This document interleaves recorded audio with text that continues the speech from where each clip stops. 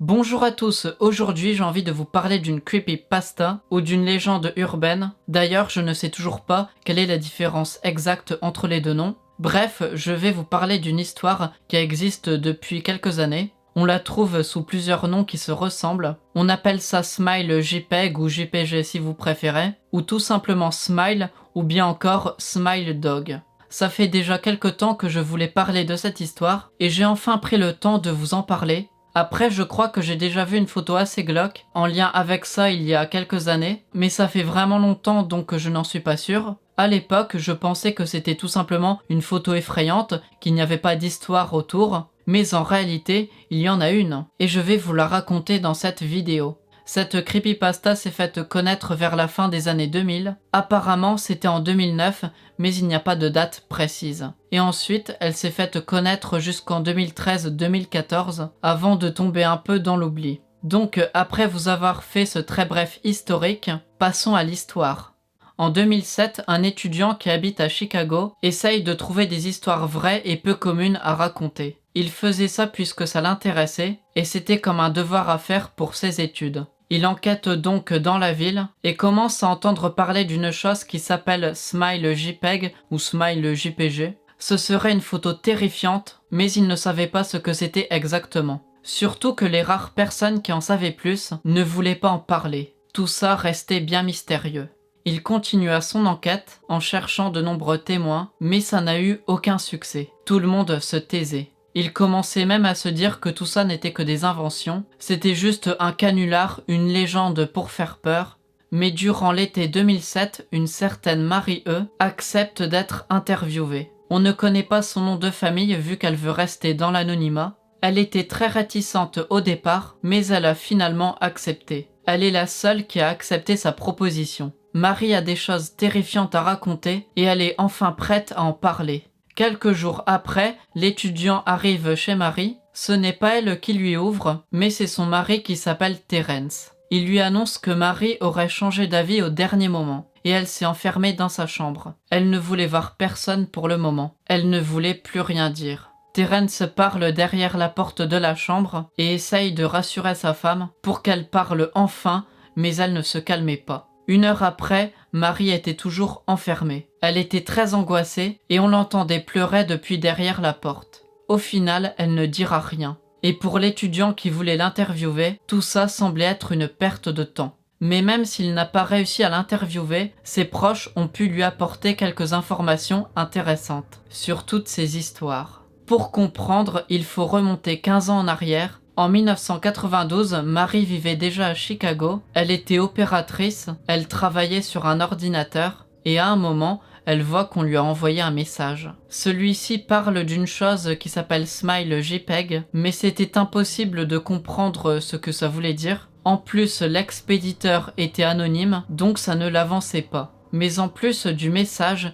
il y avait un lien, donc peut-être qu'elle va en savoir plus en cliquant dessus. C'est d'ailleurs ce qu'elle va faire. Et là, devant elle, sur son écran, va apparaître une photographie qui l'a tétanisée.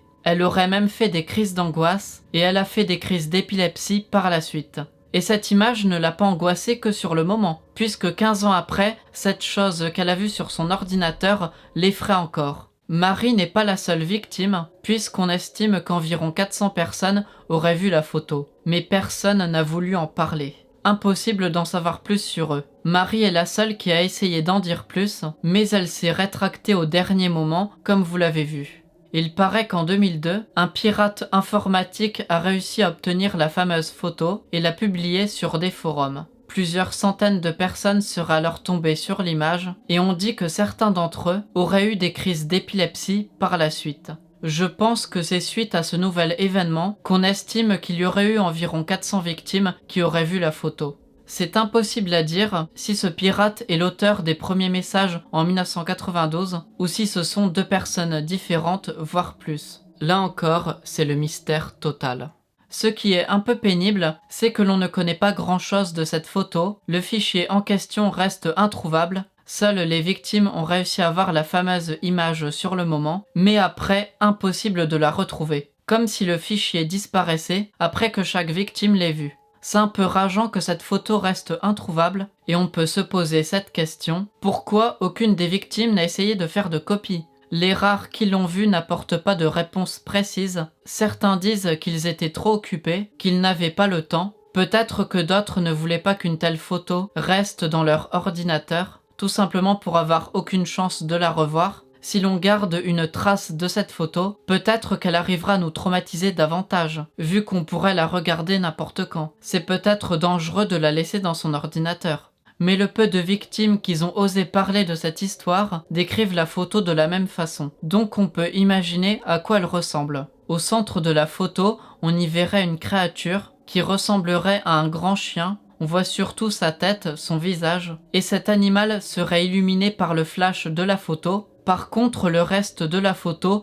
est très sombre. Le décor ne se limite qu'à une pièce sombre. Impossible à dire où ça se trouve avec précision. Par contre, il y a un détail assez important, c'est que l'on voit une main dans le coin de l'image. Et on dirait que c'est pour faire signe au spectateur ou à la créature. Et là aussi, c'est impossible d'en dire plus sur cette main, à qui elle appartient par exemple. Pour en revenir à la créature, certains disent que c'est un chien, mais d'autres en sont moins sûrs. Surtout que la bête fait un sourire assez imposant, voire même très imposant, donc on voit bien les dents, et celles-ci ressemblent plus à des dents humaines qu'à autre chose. Donc c'est un peu bizarre. Par contre, tout ça n'est peut-être pas la description parfaite de l'image, puisque je vous rappelle que ça reste des souvenirs. Personne n'a pris de notes en même temps qu'il aurait vu l'image originale. Donc il se peut que certains détails ont été oubliés. Mais ces descriptions doivent être assez fidèles, vu que tous les témoins sont d'accord avec cette description. Et en plus, les victimes, après avoir vu la photo, la revoient régulièrement dans leurs souvenirs ou dans leurs cauchemars, donc elle reste assez présente dans leurs esprits, malgré les années qu'ils ont passées. Personne n'a oublié. On peut quand même trouver 2 ou 3 images en lien avec ces histoires, mais on soupçonne que ces photos ne représentent pas avec exactitude l'original, puisqu'elles ne provoquent pas le même effet de terreur. Puisque je rappelle que certains auraient fait des crises en voyant l'original, mais les futures photos n'auraient pas eu ces effets aussi violents. C'est vrai que les nouvelles images peuvent nous mettre mal à l'aise, mais pas autant que l'original.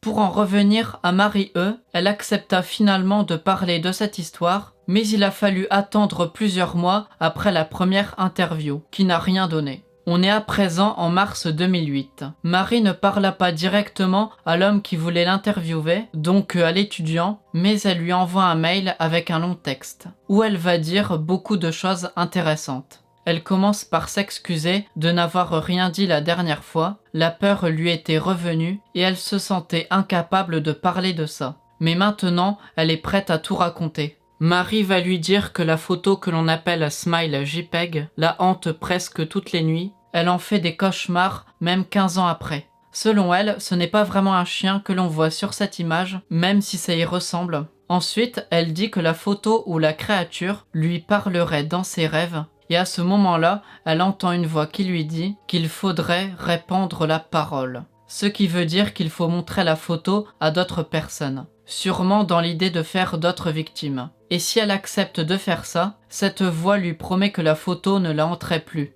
Toujours en 1992, une semaine après avoir découvert la photo, elle reçoit une disquette par courrier. Rien n'était écrit sur l'enveloppe, mais elle savait ce qu'elle allait voir si elle lisait le disque. Pour ne plus faire ses cauchemars, elle se dit qu'elle peut montrer ça à d'autres personnes, comme ça la voix qu'elle entend toutes les nuits s'arrêterait, et peut-être qu'elle ne serait plus hantée par tout ça, mais il n'y a pas de garantie. Et Marie ne fait pas trop confiance à cette voix. Peut-être qu'elle lui ment. Finalement, elle n'a montré cette disquette à personne, elle a gardé tout ça pour elle. D'un côté, elle se sent courageuse, vu qu'elle a épargné d'autres personnes, mais d'un autre côté, elle est obligée de faire des cauchemars presque toutes les nuits. Ensuite, Marie dit qu'elle a rencontré d'autres personnes qui étaient victimes de Smile JPEG, mais elle ne sait pas ce qu'ils sont devenus ensuite. Apparemment, aucune des victimes n'a réussi à se débarrasser de cette malédiction, ça les perturbait tout le temps. Certaines rumeurs laissent penser que plusieurs d'entre eux ont disparu du jour au lendemain ou se sont suicidés. Elle inquiète pour les victimes encore vivantes, mais elle ne sait pas quoi faire pour eux. Marie poursuit son histoire et lui dit que l'été dernier, quand elle voulait le voir pour l'interview, elle avait une idée en tête, lui montrer la fameuse disquette. Peut-être qu'en faisant ça, elle serait débarrassée de tous ses cauchemars, de tous ses démons. Et puis, il voulait en savoir plus sur cette histoire. Donc, il aurait eu ce qu'il voulait, en quelque sorte, si elle lui montrait l'image. Marie dit qu'elle a finalement eu honte de ce qu'elle avait pensé, et c'est pour cela qu'elle aurait décidé de ne plus lui parler au dernier moment. En fait, c'était pour le protéger. Et pour terminer son message, Marie lui conseille de ne plus enquêter sur cette histoire, voire même de l'oublier, s'il ne veut pas vivre la même chose qu'elle ou avoir d'autres malheurs.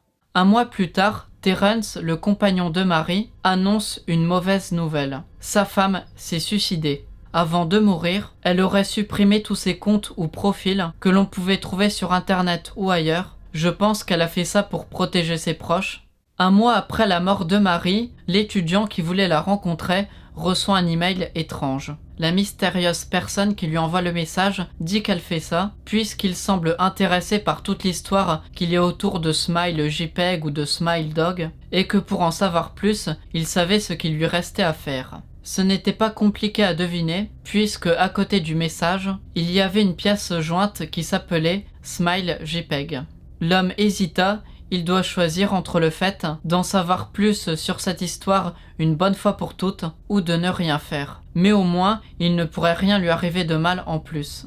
Il commence à réfléchir. Il se dit que cette image n'est peut-être pas aussi traumatisante que ça. Ça semble irréel qu'une simple photo pourrait faire autant de dégâts. Tout ça doit être exagéré, même si la photo doit être très effrayante. Peut-être que certaines des victimes comme Marie étaient trop faibles psychologiquement pour supporter ça, mais lui, il a probablement la force d'affronter ça. Après s'être rassuré, il se posa quand même d'autres questions. Si jamais Marie disait vrai, si cette photographie pourrait le hanter toutes les nuits et lui dicter sans cesse un message, est-ce qu'il tomberait dans le même piège que Marie ? C'est-à-dire être angoissé jusqu'à la mort, ou bien faire d'autres victimes, sans même être sûr et certain d'être débarrassé de cette malédiction. Ce n'est pas un dilemme facile. Mais son but était d'écrire un article sur Smile JPEG, et là c'était l'occasion rêvée d'en savoir plus. Et c'est pour cela qu'il clique sur la pièce jointe, pour enfin voir la mystérieuse photo.